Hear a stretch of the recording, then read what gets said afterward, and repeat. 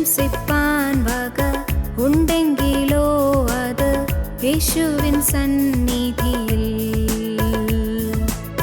പ്രശംസിപ്പാൻ വക ഉണ്ടെങ്കിലോ അത് യേശുവിൻ സന്നിധിയിൽ.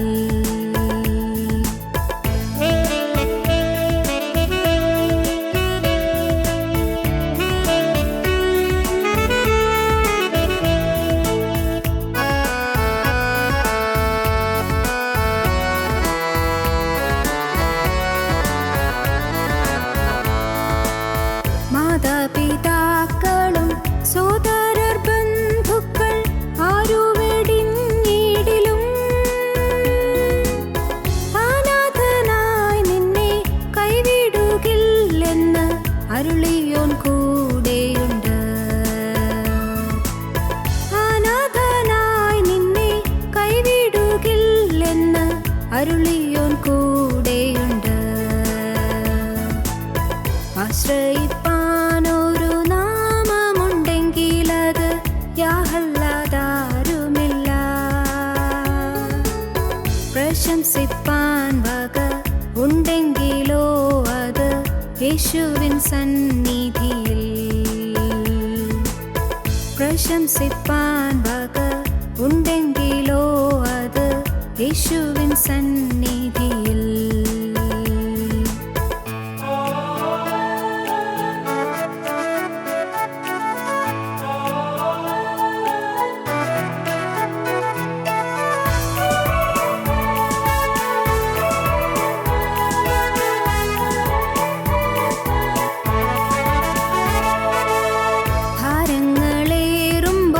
കഷ്ടങ്ങളേറുമ്പോൾ ആവശ്യങ്ങൾ ഏറിലും സഹായിപ്പാനായി സ്വർലോകനാഥന്റെ കരങ്ങൾ കുറുകിട്ടില്ല. സഹായിപ്പാനായി സ്വർലോകനാഥന്റെ കരങ്ങൾ കുറുകിട്ടില്ല. ആശ്രയിപ്പാനൊരു നാമമുണ്ടെങ്കിലത് യാഹല്ലാതാരുമില്ല. പ്രശംസിപ്പാൻ വക ഉണ്ടെങ്കിലോ അത് യേശുവിൻ സന്നിധിയിൽ. പ്രശംസിപ്പാൻ വക ഉണ്ടെങ്കിലോ അത് യേശുവിൻ സന്നിധിയിൽ. ഞങ്ങളും ക്രൂശിക്കപ്പെട്ട ക്രിസ്തുവിനെ പ്രസംഗിക്കുന്നു. ദൈവ തിരുനാമത്തിന് മഹത്വം ഉണ്ടാകട്ടെ. യോന പ്രവാചകൻ്റെ പുസ്തകം 3-ാം അധ്യായത്തിൽ നിന്നാണ് ഇന്ന് നാം ചിന്തിക്കാൻ തുടങ്ങുന്നത്. യോന പ്രവാചകൻ്റെ പുസ്തകത്തിൻ്റെ ആദ്യത്തെ 2 അധ്യായത്തിലെ വളരെ ഗൗരവമേറിയ ചില വസ്തുതകൾ നാം മനസ്സിലാക്കി, നാം ചിന്തിച്ചു, നാം ധ്യാനിച്ചു. 3-ാം അധ്യായത്തിലേക്ക് കടന്നു വരുമ്പോൾ അതുപോലെ വിലപ്പെട്ട ചില പാഠങ്ങൾ നമുക്ക് ലഭിക്കുന്നുണ്ട്. യോന പ്രവാചകൻ്റെ പുസ്തകത്തിന് 4 അധ്യായമാണുള്ളത്. 4 അധ്യായവും ഓരോ രത്നഖനിയാണ്. ഒരു മനുഷ്യൻ്റെ ഹൃദയത്തിലൂടെ പോകുന്ന ദൈവത്തോടുള്ള ബന്ധത്തിൽ വന്നു ചേരാവുന്ന ചില പ്രതിസന്ധികളും അതുമൂലം അവൻ്റെ ജീവിതത്തിൽ വരുന്നതായ ചില പ്രശ്നങ്ങളും എല്ലാം ദൈവത്തിൻ്റെ പരിശുദ്ധാത്മാവ് യോന പ്രവാചകൻ്റെ ജീവിതത്തിൽ കൂടെയും പ്രവർത്തനത്തിൽ കൂടെയും നമുക്ക് കാണിച്ചു തരികയാണ്. യോന പ്രവാചകൻ്റെ പുസ്തകത്തിൽ 3-ാം അധ്യായത്തിലേക്ക് വരുമ്പോൾ മത്സ്യത്തിൻ്റെ വയറ്റിൽ നിന്ന് യോന കരയ്ക്കെത്തി. മത്സ്യം യോനായെ കരയ്ക്ക് ഛർദ്ദിച്ചു. നിനവേ തീരത്തേക്ക് യോനായെ വഹിച്ചുകൊണ്ട് 5000-ലേറെ മൈൽ മത്സ്യം സഞ്ചരിച്ച് 3 രാവും 3 പകലും മത്സ്യത്തിൻ്റെ വയറ്റിൽ കിടന്ന് യോന പ്രവാചകൻ അയ്യം വിളിച്ച് പ്രാർത്ഥിച്ച് അങ്ങ് നിനവേ തീരത്ത് യോനായെ ഛർദ്ദിച്ചു വെച്ചതിന് ശേഷം പിന്നീടുണ്ടായ ചില കാര്യങ്ങളാണ് 3-ാം അധ്യായത്തിൽ നാം വായിക്കുന്നത്. 3-ാം അധ്യായത്തിൻ്റെ 1-2 വാക്യങ്ങൾ. യഹോവയുടെ അരുളപ്പാട് 2-ാം പ്രാവശ്യം യോനയ്ക്കുണ്ടായത് എന്തെന്നാൽ, നീ പുറപ്പെട്ട് മഹാനഗരമായ നിനവയിലേക്ക് ചെന്ന് ഞാൻ നിന്നോട് അരുളി ചെയ്യുന്ന പ്രസംഗം അതിനോട് പ്രസംഗിക്കുക. നീ പുറപ്പെടുക, മഹാനഗരമായ നിനവയിലേക്ക് നീ ചെല്ലുക, ഞാൻ നിന്നോട് അരുളി ചെയ്യുന്ന പ്രസംഗം അതിനോട് പ്രസംഗിക്കുക. കാര്യമായ കേടുപറ്റിയിട്ടാണ് യോന ഇപ്പോൾ ആ കടൽ തീരത്ത് ചെന്ന് അടിഞ്ഞിരിക്കുന്നത്. കാര്യമായി കേടുപറ്റി. മത്സ്യത്തിൻ്റെ വയറ്റിൽ 3 രാവും 3 പകലും കിടന്നു എന്ന് പറയുമ്പോൾ എന്തെല്ലാം കെടുതികളാണ് സംഭവിക്കാവുന്നത്. യോനായുടെ രൂപം എന്തായിരിക്കും? യോനായുടെ ശരീരത്തിൻ്റെ പ്രകൃതി എന്തായിരിക്കും? യോനായുടെ മനസ്സിൻ്റെ സ്ഥിതി എന്തായിരിക്കും? എല്ലാം നമുക്ക് ഊഹിക്കാവുന്നതേ ഉള്ളൂ. എന്നാലുണ്ട്, യോനാ പ്രവാചകൻ ദൈവത്തിൽ ആശ്രയിച്ചതുകൊണ്ടും ദൈവത്തിൻ്റെ കരുണയ്ക്ക് വേണ്ടി യാചിച്ചതുകൊണ്ടും മുട്ടിപ്പായി പ്രാർത്ഥിച്ചതുകൊണ്ടും പുതിയ സമർപ്പണം എടുത്തതുകൊണ്ടും പുതിയ തീരുമാനത്തിലേക്ക് വന്നതുകൊണ്ടും യാതൊരു കേടും സംഭവിക്കാതെ യോനാ പ്രവാചകൻ കരയ്ക്ക് എത്തിയിരിക്കുകയാണ്. എങ്ങോട്ട് ദൈവം ആദ്യം നിയോഗിച്ചുവോ ആ സ്ഥലത്ത് നിന്ന് രക്ഷപ്പെടുവാൻ, ആ നിയോഗത്തിൽ നിന്ന് രക്ഷപ്പെടുവാൻ, അതിൽ നിന്ന് ഒഴിവായി കിട്ടുവാൻ യോനാ പ്രവാചകൻ പരിശ്രമിച്ചെങ്കിലും ദൈവം സാഹചര്യങ്ങൾ കൂടെ യോനായെ അങ്ങോട്ട് എത്തിക്കുകയാണ്. മനുഷ്യൻ സ്വന്തം ഹിതപ്രകാരം ജീവിക്കുന്നവനാണ്, സ്വന്തം ഹിതപ്രകാരം പോകുന്നവനാണ്. എന്നാൽ സ്വർഗത്തിലെ ദൈവം അവിടുത്തെ സ്വർഗീയ പദ്ധതിയിൽ അവിടുന്ന് കരുണ ചെയ്ത് മനുഷ്യൻ്റെ വഴികളെ തിരിച്ച് ദൈവത്തിൻ്റെ വഴിയിലേക്ക് ആനയിക്കുകയാണ് ചെയ്യുന്നത്. അതുപോലെ വളരെ ഭാഗ്യകരമായൊരവസ്ഥയാണ്. ഞാനെന്ന് പറയുന്ന മനുഷ്യൻ സ്വന്തം വഴികൾ തേടുന്നവനാണ്. നാം ഓരോരുത്തരും സ്വന്തം താല്പര്യങ്ങളിൽ ജീവിക്കുന്നവരാണ്. നമുക്ക് സ്വന്തം താല്പര്യങ്ങളുണ്ട്, സ്വന്തം ശരികളുണ്ട്, സ്വന്തം നീതിയുണ്ട്, സ്വന്തം ആത്മീയമുണ്ട്. അതനുസരിച്ചാണ് നാം പോകുന്നത്. എന്നാൽ നമ്മുടെ ഈഗോയെ തകർത്ത് നമ്മുടെ സ്വയത്തെ വെട്ടിക്കളഞ്ഞ് നമ്മിൽ വാസ്തവമായി ദൈവഹിതം നിറവേറ്റുന്നതിനായി ദൈവീക പദ്ധതിയിലേക്ക് നമ്മെ തിരികെ കൊണ്ടുവരുന്ന അത്യത്ഭുതകരമായ ദൈവത്തിൻ്റെ സ്നേഹം, അതാണ് യോനായെ ആ തീരത്തെത്തിച്ചത്. നിനവേ തുറമുഖത്ത് യോനായെ എത്തിച്ചു. പ്രിയപ്പെട്ടവരെ, ദൈവം നമ്മെ നയിക്കുന്ന വിധങ്ങൾ നാം അത്ഭുതത്തോടെ കാണുക. നാം തിരിഞ്ഞു നോക്കുമ്പോൾ, പഴയകാല ജീവിതത്തിലേക്ക് നോക്കുമ്പോൾ ഏതെല്ലാം സാഹചര്യങ്ങൾ കൂടിയാണ് ദൈവം നമ്മെ കൊണ്ടുവന്നത്, ഏതെല്ലാം പ്രതിസന്ധികളിലൂടെയാണ് നാം കടന്നുപോയത്, എത്രയെത്ര കടമ്പകൾ നാം ചാടിക്കടന്നു, എത്രയെത്ര കുണ്ടും കുഴിയും നാം അതിജീവിച്ചു, നാം ഇവിടം വരെയും എത്തി. പ്രതിസന്ധികളിൽ, പ്രശ്നങ്ങളിൽ, രോഗങ്ങളിൽ, ആപത്തുകളിൽ, അപകടങ്ങളിൽ, അത്യനർത്ഥങ്ങളിൽ പലതിലും നാം കുടുങ്ങിപ്പോയവരാണ്. പാപങ്ങളിൽ കുടുങ്ങിയവരാണ്, ചില കൊള്ളരുതാത്ത ബന്ധങ്ങളിൽ കുടുങ്ങിയവരാണ്, അശുദ്ധമായ സാഹചര്യങ്ങളിൽ കുടുങ്ങിപ്പോയവരാണ്, പൈശാചികം ഒരുക്കിയതായ ഭീകരമായ കെണികളിൽപ്പെട്ട് ഉഴന്നുപോയവരാണ്. എന്നാൽ സ്വർഗത്തിലെ ദൈവം കൃപയാൽ നമ്മെ പൊക്കിയെടുത്ത് അവൻ നമ്മെ ഉദ്ധരിച്ച് അവൻ്റെ പദ്ധതിയിലേക്ക് നമ്മെ തിരിച്ച് നയിച്ച് കൊണ്ടുവന്ന് ചേർക്കുകയാണ്. അപ്പോഴാണ് നാം കാണുന്നത്, യോനയ്ക്ക് വീണ്ടും 2ാം പ്രാവശ്യം അരുളപ്പാടുണ്ടായി. 1-ാം പ്രാവശ്യത്തെ അരുളപ്പാട് ഫലപ്രദമായില്ല, യോന അത് ഫലപ്രദമാക്കിയില്ല.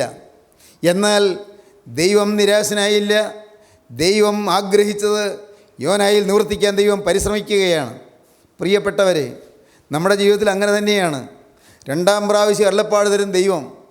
കഴിഞ്ഞ ജീവിതത്തിൽ വന്നുപോയ പാകപ്പിഴകൾ മാറ്റി ഏതെല്ലാം തിന്മകൾ നമുക്ക് സംഭവിച്ചെങ്കിലും അതിൽ നിന്നെല്ലാം നമ്മെ കോരിയെടുത്ത് നമുക്ക് ഒരു പുതുപാത തെളിയിച്ചു തരുവാൻ ദൈവം കരുണയോടെ നമ്മോട് ഇടപെടുകയാണ്. കഴിഞ്ഞ കാലത്ത് പാകപ്പിഴകൾ വന്നുപോയി, ശരിയാണ്. അനുസരണക്കേടുകൾ വന്നുപോയി, സത്യമാണ്. വഴി തെറ്റുകൾ വന്നുപോയി, ശരിയായ വഴിയിൽ നിന്നുള്ള വ്യതിചലനങ്ങൾ സംഭവിച്ചു പോയി. ദൈവത്തിൻ്റെ വഴികൾക്ക് വിരുദ്ധ ദിശയിലേക്ക് യാത്ര ചെയ്തു പോയി. എങ്കിലും ദൈവം നമ്മെ വെട്ടിക്കളഞ്ഞില്ല, ദൈവം നമ്മെ ഉപേക്ഷിച്ചില്ല. ദൈവം സ്നേഹമാണ്. പഴയ പുസ്തകങ്ങൾ വായിച്ചു പോകുമ്പോൾ ദൈവത്തെ സാധാരണ ആളുകൾ കാണുന്നത് ദൈവം ഒരു ക്രൂരനാണെന്നാണ്, ദൈവം കഠിനനാണെന്നാണ്, ദൈവം കരുണയില്ലാത്തവനാണെന്നാണ്, ദൈവം ഏതോ ഒരു ഉഗ്രമൂർത്തിയാണെന്നാണ്. എപ്പോഴും കോപിക്കുകയും ശാസിക്കുകയും ശിക്ഷിക്കുകയും ചെയ്യുന്ന, മനുഷ്യൻ്റെ ജീവിതത്തിൽ പാപം എന്തുണ്ടെന്ന് നോക്കി കണ്ടുപിടിച്ച് മനുഷ്യനെ വളരെ കർക്കശമായി അവനെ ശിക്ഷിക്കുന്ന ഒരു ഭീകരമൂർത്തിയായിട്ടാണ് ദൈവത്തെ പഴയ നിയമപുസ്തകങ്ങളിൽ മനുഷ്യൻ കാണുന്നത്. ആഴത്തിൽ ഗൗരവമായി ചിന്തിച്ച് ആഴങ്ങളിലേക്ക് ഇറങ്ങി ദൈവത്തിൻ്റെ പരിശുദ്ധാത്മാവ് എന്താണ് കാണിച്ചു തരുന്നത് എന്ന് ചിന്തിക്കാൻ മെനക്കെടാത്ത മനുഷ്യൻ അങ്ങനെയെല്ലാം ദൈവത്തെ വികലമായി കണ്ടുപോയിട്ടുണ്ട്. എന്നാൽ പഴയ നിയമപുസ്തകങ്ങളിൽ യോനായുടെ പുസ്തകത്തിൽ ഈ ദൈവത്തെ വളരെ കൃത്യമായി സ്നേഹനിധിയായി കാണിച്ചു തരികയാണ്. ദൈവം ക്രൂരനല്ല, ദൈവം കഠിനനല്ല, ദൈവം മനുഷ്യൻ്റെ ബലഹീനതയിൽ സഹതാപം കാണിക്കുന്നവനാണ്. മനുഷ്യൻ്റെ ബലഹീനതയിൽ സഹതാപം കാണിക്കുന്ന ദൈവം ഞാൻ ബലഹീനനാണെന്ന് ദൈവം അറിയുന്നു. അതുകൊണ്ടാണ് ദാവീദ് പറഞ്ഞത്, അവൻ്റെ പ്രകൃതി അറിയുന്നു, നാം പൊടി എന്ന് അവൻ ഓർക്കുന്നു. അവൻ നമ്മുടെ പ്രകൃതി അറിയുന്നു, പൊടി എന്ന് അവൻ ഓർക്കുന്നു. നാം ഇത്രയേ ഉള്ളൂ എന്ന് ദൈവം അറിയുന്നു. ഇത്രയ്ക്കേ ഈ മകന് കഴിവുള്ളൂ എന്ന് ദൈവം മനസ്സിലാക്കുന്നു. ഇവൻ ഇത്രയ്ക്കേ പ്രാപ്തിയുള്ളൂ, ഇവൾക്ക് ഇത്രയ്ക്കേ പ്രാപ്തിയുള്ളൂ എന്ന് ദൈവം മനസ്സിലാക്കുന്നു. ദൈവം കരുണയോടെ നമ്മെ സമീപിക്കുന്നു. അപ്പോസ്തലനായ പൗലോസ് എബ്രായ ക്രിസ്ത്യാനികൾക്ക് ലേഖനം എഴുതുമ്പോൾ 4-ാം അധ്യായത്തിൽ പറഞ്ഞു, നമുക്കുള്ള മഹാപുരോഹിതൻ നമ്മുടെ ബലഹീനതകളിൽ സഹതാപം കാണിപ്പാൻ കഴിയാത്തവനല്ല, പാപം ഒഴികെ സകലത്തിലും നമുക്ക് തുല്യമായി പരീക്ഷിക്കപ്പെട്ടത്രേ നമുക്കുള്ളത്. നമുക്കുള്ള മഹാപുരോഹിതൻ കർത്താവായ യേശുക്രിസ്തു നമ്മുടെ ബലഹീനതകളിൽ സഹതാപം കാണിപ്പാൻ കഴിയാത്തവനല്ല, സഹതാപം ഉള്ളവനാണ്. പാപം ഒഴികെ സകലത്തിലും നമുക്ക് തുല്യമായി പരീക്ഷിക്കപ്പെട്ടത്രേ നമുക്കുള്ളത്. അതുകൊണ്ട് കരുണ ലഭിപ്പാനും തൽസമയത്ത് സഹായത്തിനുള്ള കൃപ പ്രാപിപ്പാനുമായി നാം ധൈര്യത്തോടെ കൃപാസനത്തിനടുത്ത് ചെല്ലുക. ധൈര്യത്തോടെ കൃപാസനത്തിൻ്റെ തിരുമുമ്പാകെ ചെല്ലാം. യോനാ പ്രവാചകന്റെ പുസ്തകത്തിൽ ദൈവത്തെ സ്നേഹമായി കാണുകയാണ്. ദൈവം 2-ാം പ്രാവശ്യം അരുളപ്പാട് തരികയാണ്. അവൻ തെറ്റിപ്പോയല്ലോ, അവൻ അനുസരണക്കേട് കാണിച്ചല്ലോ, പോട്ടെ, ഇനി അവനെ വേണ്ട എന്നല്ല ദൈവം കരുതുന്നത്. ദൈവം സ്നേഹനിധിയാണ്, ദൈവം കാരുണ്യക്കടലാണ്. ദൈവം സ്നേഹമാകുന്ന തിരുവചനത്തിലുണ്ട്. പക്ഷേ നമ്മിൽ പലർക്കും ദൈവത്തെ ക്രൂരനായിട്ടാണ് ഇതുവരെയും പരിചയപ്പെടാൻ കഴിഞ്ഞിട്ടുള്ളൂ. എൻ്റെ തെറ്റെന്തുണ്ട് എന്ന് നോക്കുന്ന ഒരു ഉഗ്രമൂർത്തിയായിട്ടാണ് നിങ്ങൾ ദൈവത്തെ കാണുന്നത്. എന്തെങ്കിലും തെറ്റുണ്ടോ, തെറ്റുള്ളത് ഉടനെ ചൂണ്ടിക്കാണിച്ച് നിശ്ചിതമായി കർക്കശമായി ശാസിക്കുന്ന ഒരു ഭീകര രൂപമായിട്ടാണ് ദൈവത്തെ കാണുന്നത്. അല്ല പ്രിയരെ, നമുക്ക് വരാൻ പോകുന്ന നാശവും നഷ്ടവും എന്തായെന്ന് കാണുന്ന ദൈവം ആ അപകടത്തിലേക്ക് നാം പോകരുത് എന്ന് ആഗ്രഹിക്കുന്നത് കൊണ്ട്, അത്യനർത്ഥത്തിലേക്ക് നാം വീണു പോകരുത് എന്നും നാം വിട്ടുപോകരുതെന്നും ആഗ്രഹിക്കുന്നത് കൊണ്ട് കർത്താവ് നമ്മെ തടുക്കുകയാണ്. ദൈവം തൻ്റെ വചനം അയച്ച് നമ്മെ നേർപാതയിലൂടെ നയിക്കുകയാണ്. യോനാ പ്രവാചകന് 2-ാം പ്രാവശ്യം അരുളപ്പാടുണ്ടായി. നിയോഗം എന്താണ്? മഹാനഗരമായ നിനവയിലേക്ക് നീ പുറപ്പെട്ട് അവിടെ ചെന്ന് ഞാൻ നിന്നോട് അരുളി ചെയ്യുന്ന പ്രസംഗം അതിനോട് പ്രസംഗിക്കുക. വളരെ സ്പെസിഫിക് ആയിട്ടാണ് ദൈവം പറയുന്നത്, വളരെ കൃത്യമായിട്ടാണ് ദൈവം പറയുന്നത്. എന്താ പറയുന്നത്? ഞാൻ നിന്നോട് അരുളി ചെയ്യുന്ന പ്രസംഗം പ്രസംഗിക്കുക. നിൻ്റെ സ്വന്തമൊന്നും പറയണ്ട, നിൻ്റെ സ്വന്തത്തിൽ നിന്ന് പറയണ്ട, നിൻ്റെ സ്വന്തം ബുദ്ധിയിൽ നിന്നും പറയണ്ട, നിൻ്റെ വിചാരത്തിൽ നീ ഒന്നും പറയണ്ട, നിൻ്റെ പഠനത്തിൽ നീ ഒന്നും പറയണ്ട, നിൻ്റെ പാണ്ഡിത്യത്തിൽ നീ ഒന്നും പറയണ്ട.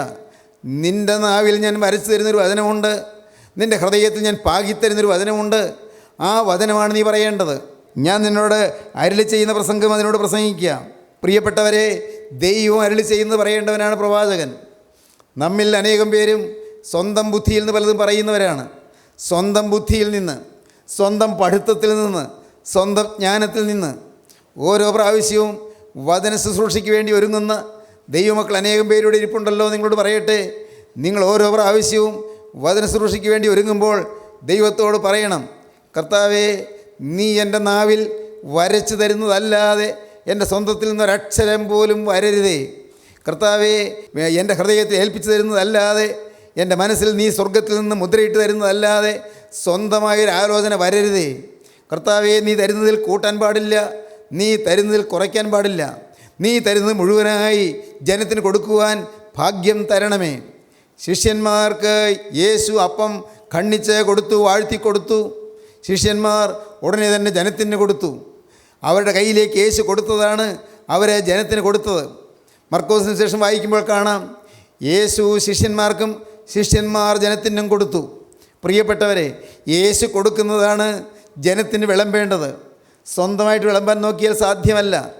അത് ജഡത്തിൻ്റെ ശുശ്രൂഷയായി പോകും, അത് പഴയ മനുഷ്യൻ്റെ ശുശ്രൂഷയായി പോകും, അത് പഴയ ജഡത്തിൻ്റെ ശുശ്രൂഷയായി പോകും, അത് ജഡത്തിൻ്റെ വ്യഗ്രതയായി പോകും.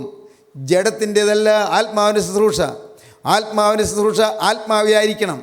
ഏതെങ്കിലും ഒരു പുസ്തകം നോക്കി കുറച്ച് പഠിച്ച് പറയുന്നതല്ല ശുശ്രൂഷ, ആത്മാവിൻ്റെ ശുശ്രൂഷ. ഏതെങ്കിലും കുറച്ച് അറിവ് സമ്പാദിച്ച് പറയുന്നതല്ല ആത്മാവിൻ്റെ ശുശ്രൂഷ. അറിവ് സമ്പാദിക്കാം, പുസ്തകങ്ങൾ വായിക്കാം, അത് ആ അറിവുമായി നിങ്ങൾ ദൈവസന്നിധിയിൽ ഇരിക്കണം. അത് നിങ്ങളുടെ ആന്തരാത്മാവിൽ ദഹിച്ച് ലയിച്ച് ചേരണം. നിങ്ങൾ വായിച്ച് പഠിച്ചതായ ആശയങ്ങൾ, നിങ്ങൾ പഠിച്ച് ഗ്രഹിച്ചതായ ചിന്തകൾ, ആ ആശയങ്ങൾ നിങ്ങളുടെ ബുദ്ധിയിലേക്ക് സ്വാംശീകരിച്ചുകൊണ്ട് നിങ്ങൾ ദൈവസന്നിധിയിൽ ഇരുന്ന് അയവിറക്കി അതിൻ്റെ സത്ത് എന്താണ് അത് നിങ്ങൾ ഉൾക്കൊള്ളണം. എന്നിട്ട് നിങ്ങൾ കർത്താവിൽ നിന്ന് പ്രാപിച്ചുകൊണ്ട് അത് നിങ്ങൾ ജനത്തിന് കൊടുക്കണം. അപ്പോൾ ആവശ്യമില്ലാത്ത ചപ്പിയവറുകളെല്ലാം മാറ്റാൻ പറ്റും. ആവശ്യമില്ലാതെ കിട്ടിയതായ ബുദ്ധിയുടെ പരിജ്ഞാനങ്ങളെല്ലാം മാറ്റാൻ പറ്റും. അറിവിൻ്റെയും പാണ്ഡിത്യത്തിൻ്റെയും പ്രകർഷങ്ങളെല്ലാം മാറ്റാൻ പറ്റും. നിങ്ങൾക്ക് ആത്മാവിൽ ശുശ്രൂഷ ചെയ്യാൻ പറ്റും. യോനാ പ്രവാചകൻ കമ്മീഷൻ ഏറ്റെടുത്തു. ഒന്ന്, ദ സെക്കൻഡ് കമ്മീഷൻ, രണ്ടാമത്തെ നിയോഗം. രണ്ടാമത്തെ കാര്യം എന്താണ്? അടുത്ത വാക്യം നമുക്ക് വായിക്കാം. രണ്ടാം വാക്യം: നീ പുറപ്പെട്ട് മഹാനഗരമായ നിനവയിലേക്ക് ചെന്ന് ഞാൻ നിന്നോട് അരുളി ചെയ്യുന്ന പ്രസംഗം അതിനോട് പ്രസംഗിക്കാം. അങ്ങനെ യോന പുറപ്പെട്ടു യഹോവയുടെ കൽപ്പന പ്രകാരം നിനവയിലേക്ക് ചെന്നു. യോന പുറപ്പെട്ടു യഹോവയുടെ കൽപ്പന പ്രകാരം നിനവയിലേക്ക് ചെന്നു. ദൈവത്തിൻ്റെ കൽപ്പന പ്രകാരം ദൈവത്തെ അനുസരിക്കുന്നു. എവിടെ വിജയമുണ്ട്, അതിൻ്റെ പിന്നിൽ അനുസരണമുണ്ട്. പ്രിയപ്പെട്ടവരെ, നാം ദൈവത്തെ അനുസരിക്കുന്നവരായിരിക്കണം. ദൈവം എന്നോട് നിങ്ങൾ കൽപ്പിച്ചോ, ഞാൻ അനുസരിക്കുമെന്നുള്ളതായ ഒരു സമർപ്പണം നമുക്ക് വേണം. ദൈവത്തിൻ്റെ വചനം നാം അനുസരിക്കുക. മനുഷ്യരുടെ മുഖം നോക്കരുത്. മനുഷ്യൻ എന്ത് പറയുമെന്ന് ചിന്തിക്കരുത്. മനുഷ്യൻ എന്നെക്കുറിച്ച് എന്ത് നിരൂപിക്കുമെന്ന് ചിന്തിക്കരുത്. ഇതെന്ത് വിഡ്ഢിത്തമാണ് ഈ മനുഷ്യൻ പറയുന്നത് എന്ന് ആരെങ്കിലും ചിന്തിക്കുമോ? നിങ്ങൾ ആലോചിക്കേണ്ട. ദൈവത്തിൽ നിന്ന് പ്രാപിച്ചുകൊണ്ട് ആത്മാവ് തരുന്നത് നിങ്ങൾ സംസാരിക്കുമ്പോൾ, പ്രിയപ്പെട്ടവരെ, പക്ഷേ മനുഷ്യർ നിങ്ങളെ തെറ്റിദ്ധരിക്കുകയും ഒരുപക്ഷെ നിങ്ങളെ ആക്ഷേപിക്കുകയും ചിലപ്പോൾ നിങ്ങളെ വിലകെടുത്തുകയും ചെയ്തു വന്നേക്കാം. സാരമില്ല, നിങ്ങൾ അനുസരണമുള്ളവരായിരിക്കുക. യോന അനുസരിച്ചു, ഒബീഡിയൻസ്. ഒന്ന്, സെക്കൻഡ് കമ്മീഷൻ, രണ്ടാമത്തെ നിയോഗം. രണ്ട്, ഒബീഡിയൻസ്, അനുസരണം. പ്രിയപ്പെട്ടവരെ, ക്രിസ്തീയ ജീവിതത്തിൻ്റെ അടിസ്ഥാന ശില അനുസരണമാണ്. അടിസ്ഥാന കല്ല് അനുസരണമാണ്. അനുസരിക്കാൻ സാധിക്കുന്നില്ലെങ്കിൽ സ്വന്തം വ്യക്തിത്വം എപ്പോഴും പൊന്തി നിന്നാൽ അവിടെ പരാജയമേ സംഭവിക്കൂ. ആരെന്നോട് പറഞ്ഞാലും ദൈവത്തിൻ്റെ ആത്മാവ് സംസാരിക്കുന്നതാണെന്ന് എനിക്ക് തോന്നിയാൽ പോലും എൻ്റെ ബുദ്ധിയെ ഞാൻ എടുത്തിട്ട് ഞാൻ സ്വന്തം നിലയിലേക്ക് ചിന്തിച്ച് അത് പ്രവർത്തിക്കുകയുള്ളൂ എന്ന് വിചാരിച്ചാൽ അവിടെ പരാജയമായിരിക്കും. ദൈവം പ്രസാദിക്കുകയില്ല. എൻ്റെ ബുദ്ധി താഴെ വയ്ക്കുന്നു, എൻ്റെ അറിവ് താഴെ വയ്ക്കുന്നു, എൻ്റെ പഠിപ്പ് താഴെ വയ്ക്കുന്നു, എൻ്റെ ചിന്തകൾ താഴെ വയ്ക്കുന്നു, എല്ലാം കുരിശിൻ ചുവട്ടിൽ അടിയറ വയ്ക്കുന്നു. അവിടെ കുരിശിൽ കൂടി ഒഴുകി വരുന്ന ആ തിരുവിലാവിലെ തിരുരക്തം ഈ അറിവിലും എൻ്റെ ധാരണയിലും എൻ്റെ ശരീരം വന്ന് വീണ് അത് മരിപ്പിച്ചിട്ട് ഒരു പുതിയ മനുഷ്യനായി ഉയർത്തെഴുന്നേൽക്കുന്നത് പോലെ പുതിയ ആത്മാവിന് ചിന്തകൾ നമ്മിൽ വരണം. പരിശുദ്ധാത്മാവിന് ചിന്തകൾ വരണം. അപ്പോൾ ഒരു ക്രൂശീകരണവും ഒരു ഉയർത്തെഴുന്നേൽപ്പും നടക്കണം. ക്രൂശീകരണം, ഒരു ശവമടക്കൽ, ഒരു ഉയർത്തെഴുന്നേൽപ്പ്, അത് മൂന്നും നടക്കണം. അപ്പോഴാണ് അത് ആത്മാവിന് ശുശ്രൂഷയായിത്തീരുന്നത്. അനുസരണം, പൂർണ്ണമായി അനുസരിക്കുന്നു, കണ്ണുമടച്ച് അനുസരിക്കുന്നു, ഒന്നും ചിന്തിക്കുന്നില്ല. പഴയ നിയമത്തിൽ നാം കാണുന്നുണ്ട്, ശമൂവേൽ പ്രവാചകന്റെ പുസ്തകത്തിൽ ഒരു ശൗൽ രാജാവിനെ കാണുന്നുണ്ട്. ശൗൽ രാജാവിൻ്റെ പരാജയം എന്തായിരുന്നു? ശൗൽ രാജാവ് വ്യഭിചാരം ചെയ്തതായി കാണുന്നില്ല. ശൗൽ രാജാവ് മനഃപൂർവ്വം ആരെങ്കിലും വകവരുത്താൻ കൊലപാതകം നടത്തിയതായി കാണുന്നില്ല. ശൗൽ രാജാവ് ആ പുറമേ പ്രകടമായ പാപമെന്ന് മനുഷ്യർ പറയുന്നതായ പ്രകടമായ ഹീനപാപങ്ങൾ ഒന്നും ചെയ്തതായി നാം തിരുവചനത്തിൽ കാണുന്നില്ല. എന്നാൽ ദാവീദാകട്ടെ, ദാവീദ് പ്രകടമായ പല പാപങ്ങളും ചെയ്തവനാണ്. ദാവീദ് പ്രകടമായി വ്യഭിചാരം ചെയ്തു. ദാവീദ് ഊരിയാവിനെ കൊല്ലിച്ചു. ദാവീദ് മദ്യപാനം ചെയ്യിച്ചു. ദാവീദ് ഏറ്റവും ഹീനമായി പ്രവർത്തിച്ചു. ദൈവം ദാവീദിൻ്റെ പാപം ക്ഷമിച്ചു കൊടുത്തു, ശൗലിൻ്റെ പാപം ക്ഷമിച്ചു കൊടുത്തില്ല. ശൗലിന് പറ്റിയ തെറ്റെന്താണ്? ശൗൽ അനുസരണക്കേട് കാണിച്ചു. എന്തായിരുന്നു ശൗലിൻ്റെ അനുസരണക്കേട്? ശൗലിനോട് പറഞ്ഞു, ശമൂവേൽ പ്രവാചകൻ പറഞ്ഞു, ദൈവത്തിൻ്റെ അരുളപ്പാട് നിനക്ക് തരികയാണ്, നീ അമാലേക്യരെ സമൂലം സംഹരിച്ചു കളക, അമാലേക്യരിൽ ആരെയും ബാക്കി വെച്ചേക്കരുത്. അതാണ് ദൈവം പറഞ്ഞത്. ശമൂവേൽ പ്രവാചകൻ്റെ പുസ്തകം വായിക്കുമ്പോൾ കാണാം, അമാലേക്യരെ ആരെയും വെച്ചേക്കരുത്, എല്ലാവരും ഉന്മൂലനം ചെയ്യണം. കാളകളെയും ആടുകളെയും എല്ലാം കൊന്നുകളയണം, ഒന്നും ബാക്കി വെച്ചേക്കരുത്, ഒരമാലേക്യനെ പോലും വെച്ചേക്കരുത്.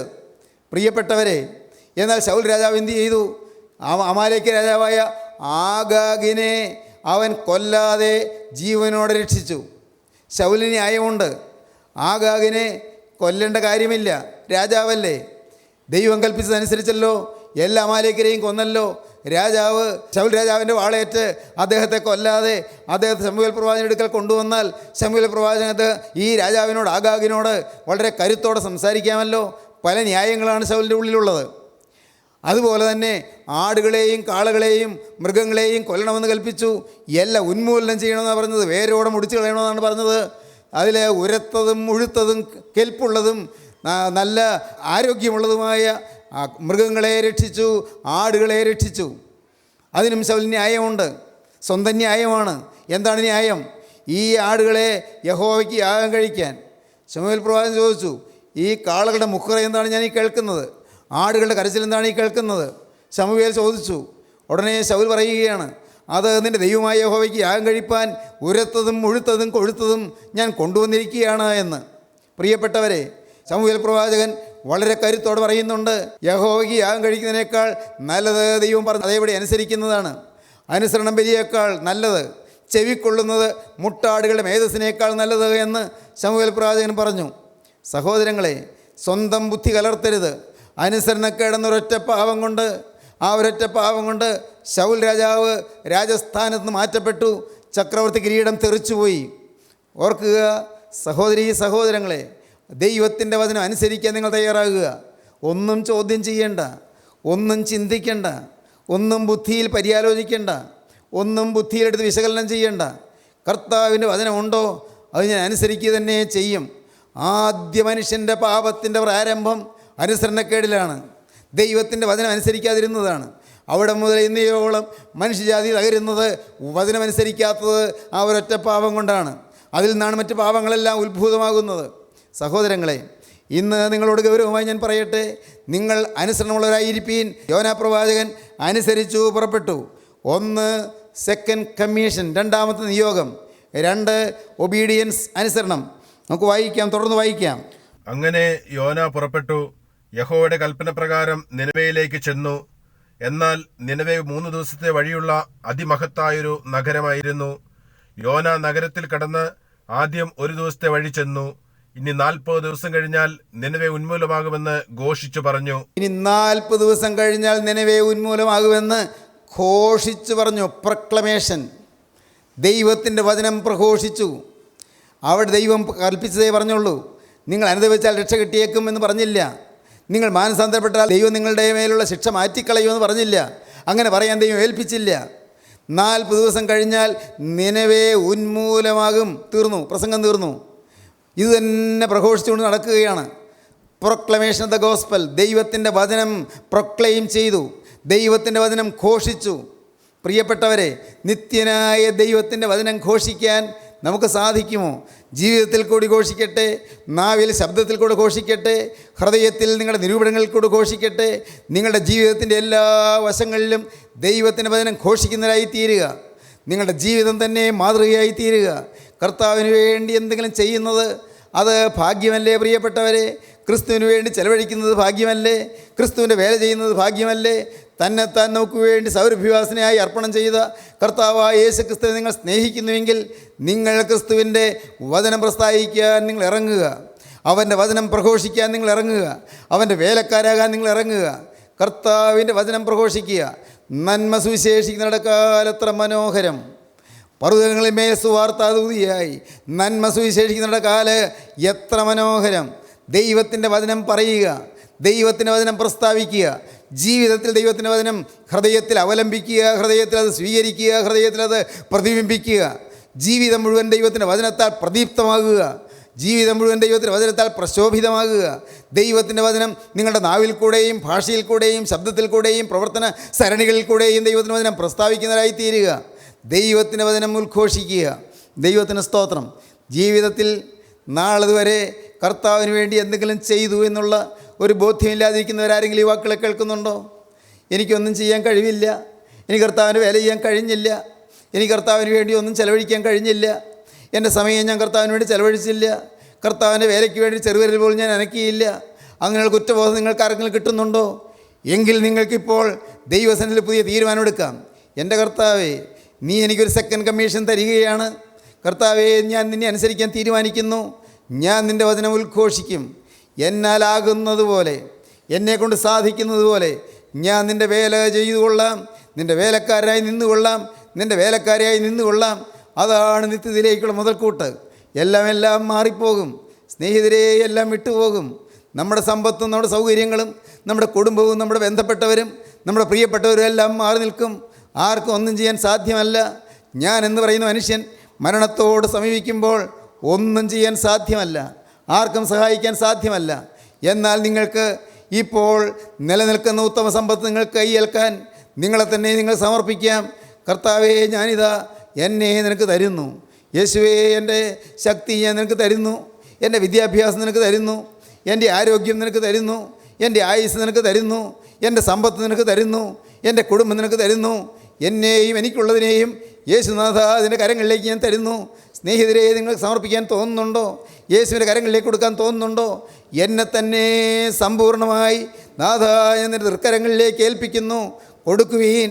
നമുക്ക് സമർപ്പിക്കാം, നമുക്ക് പ്രാർത്ഥിക്കാം. എന്നെ തന്നെ സന്നിധിയിൽ കാഴ്ചയണപ്പാനും നാഥ,